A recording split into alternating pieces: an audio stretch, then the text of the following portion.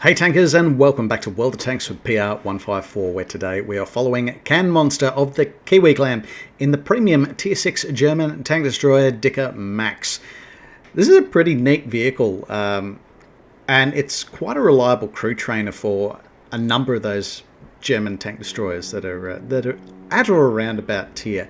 I'm currently using mine to grind a crew from Sturemil, and I also used that in the preceding tank, so that was quite handy. The Nashorn, of course, I really had to check myself when I was transitioning crews from the Nashorn to the Dicker Max and back again, because the two have very different play styles, and that is largely down to the sort of gun that they carry.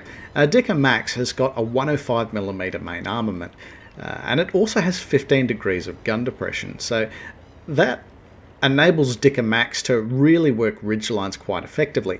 Nashorn, by contrast, it has a rather fast-firing 88mm gun with actually quite good penetration, great DPM, but very poor depression characteristics. I think it's only like 5 degrees of gun depression, so you do have to play both tanks in very different ways. But here we have the Dicker Max, 15 degrees of gun depression, nice meaty 105mm gun. As far as penetration characteristics go, it's kind of at the bottom end of what you get from tier 6 tank destroyers. Damage per minute is quite average, but you do have quite nice damage per shot, 300 hit points of damage per shot.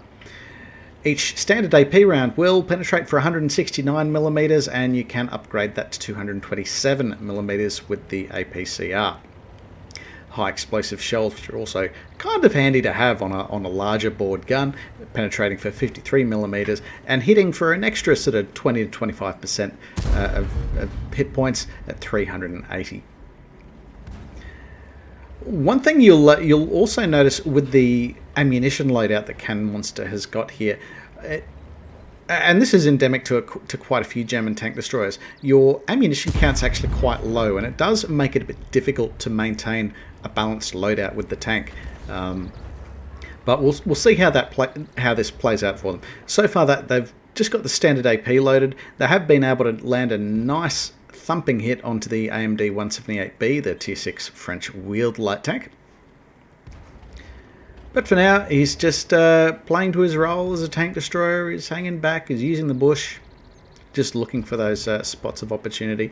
Now, I'd probably suggest that the light tanks on the enemy team at this point are probably playing a little bit too far from the back to be really useful, and that's allowing CanMonster and the T-34-85M next to him to really sort of send shells into those vehicles of other classes who, in the absence of any targets of opportunity, are being forced to poke to spot their own food. This Cromwell being a classic example, and now they've lost the better part of 40% of their hit points to this shot from CanMonster. Although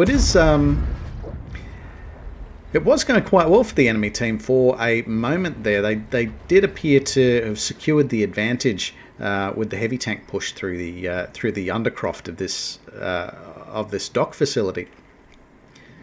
But they managed to secure the edge ultimately by knocking out a few tanks on the southern flank here through the hills.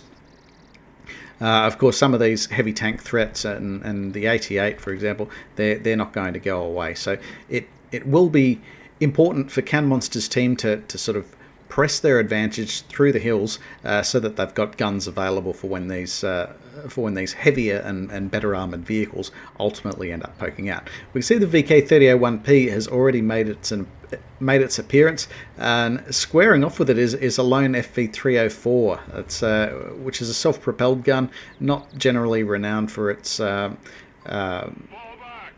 individual defensive capabilities. So CanMonster's swinging around, trying to provide the FV304 what support he can, swing and a miss against the wheeled vehicles, not entirely surprising from this distance, and AMD 178B knocks out FV304. Another swing and a miss against the wheeled vehicle. So unfortunately, that vehicle sort of left to die a little bit there. but CanMonster has been able to knock out the AMD 178B. Probably if I were that FV 304, I would have bugged out of that area a lot earlier. But yeah, hindsight's golden, isn't it? So there are now two reasonably well armored enemy vehicles in the factory there that they've sort of come through the undercroft here. The VK3001P is reasonably well bottled up though. From this angle, I think they would struggle to bounce a centre mass shot from CanMonster. The AT8, it might stand a bit of a chance, but it'll be horribly exposed if it just sort of wheels out. There are quite a number of guns pointed in that general direction between the IKV-65-2, VK-32M,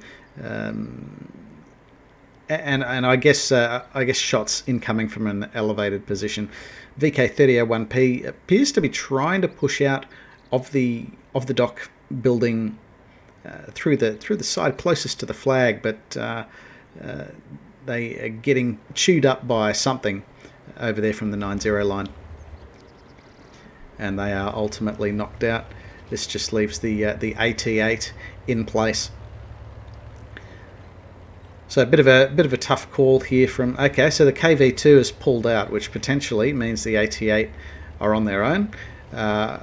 What CanMonster's going to do, though, the enemy appears to continue to maintain numbers here on this sort of southern end of the 1-3 lines. In fact, so only the T-34-85M there that's left. So he's going to push up. He's going to try to use the next line of bushes to try to re-secure the initiative on this flank, lining up on the VK-3002M and sending it back to the garage for their second kill of the game. T-34-85M not looking in the greatest hit point position, so hopefully they can use their armor as to mitigate some margin for error there. Of course, high explosive shells coming from that KV2 that's emerging from the undercroft. It's not going to leave too much margin for error on even on the front end of a T-34-85M.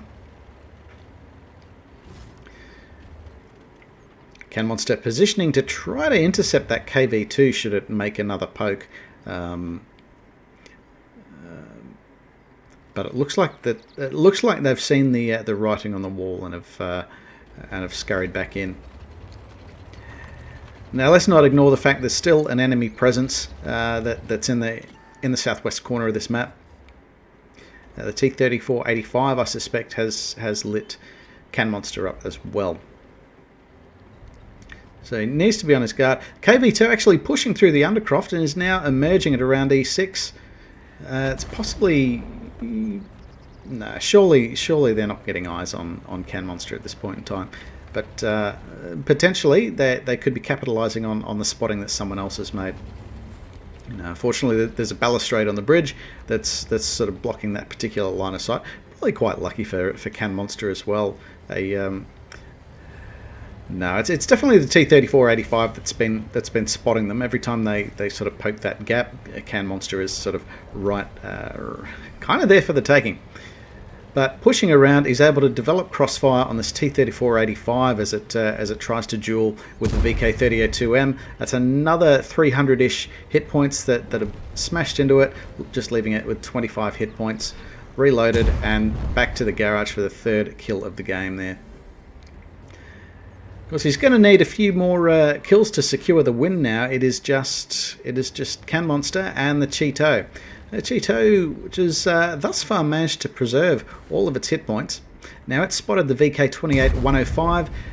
CanMonster getting the flanking shot on it for their fourth kill of the game. Really racking up the kills here.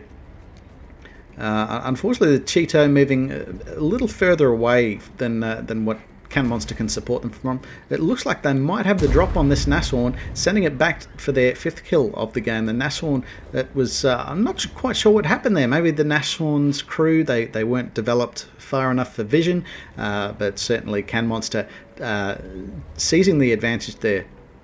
KV2 just managing to slip past CanMonster's guns, and now the enemy trying to seize the initiative on the cap circle. I suspect that is the AT-8.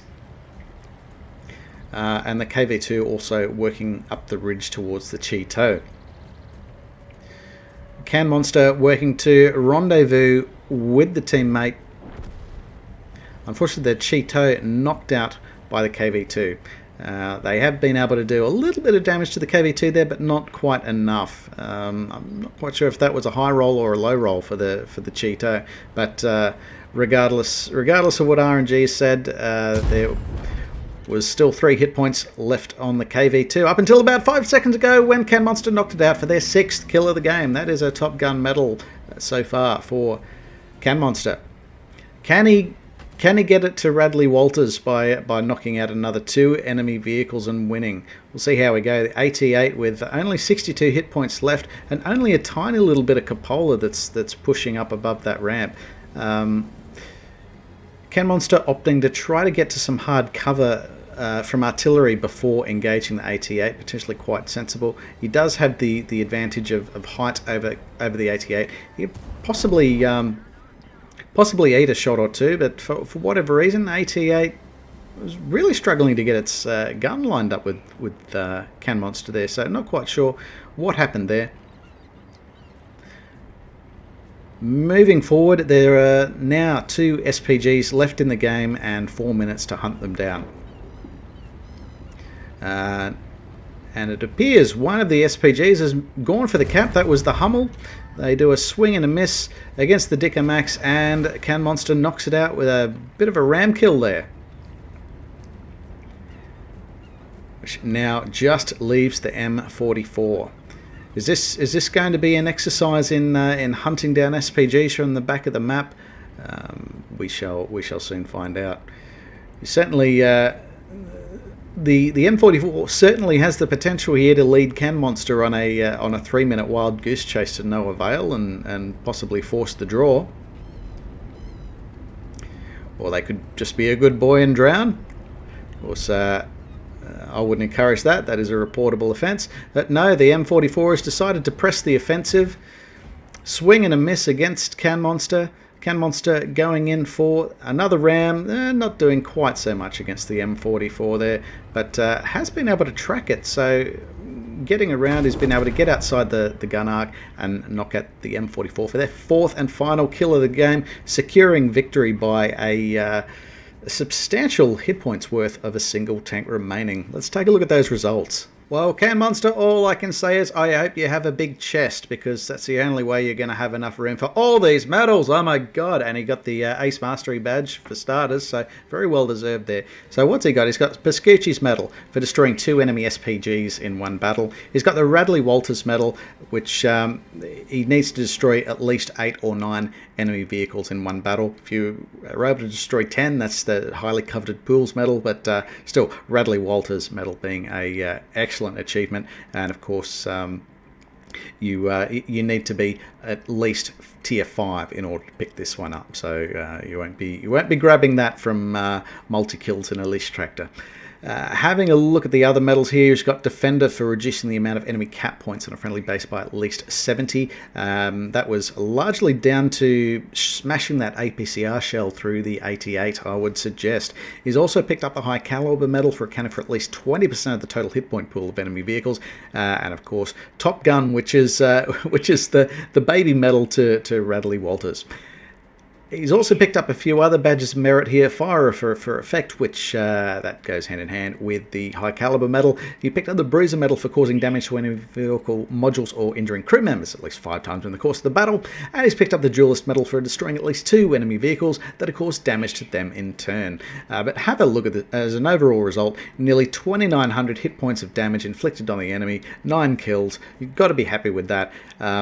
Interestingly, if you were to Yeah, if we're doing 300 average damage per shot, that's a lot of instant kills here, which I guess is indicative of the Dicker Max not so much doing the initial damage, but doing the finishing damage, and just really focusing on those low hit point enemies and just knocking them out of the game. Because there's this funny thing in World of Tanks: if you destroy enemy vehicles, they can't shoot you back and cause more damage to you. It's a concept a lot of people tend to forget when they're out there chasing damage.